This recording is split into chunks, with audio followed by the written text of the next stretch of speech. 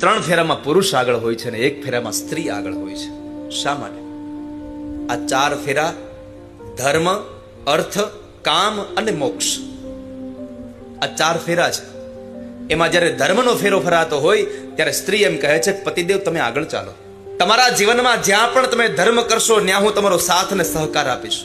હું તમારા પગલે પગલે ચાલીશ, તમે આગળ ચાલો. ત્યાર પછી અર્થ, પૈસો. તમે પૈસા કમાશો ને કદાચ પરિવારના નિભાવ માટે મારે પણ મજૂરી કરી અને પૈસો કમાવો પડશે તો હું તમને પૈસો કમાવા માટે પણ મદદ કરીશ. તમે આગળ ચાલો, હું તમારા પગલે પગલે ચાલીશ. ત્રીજો ફેરો આવે કામનો.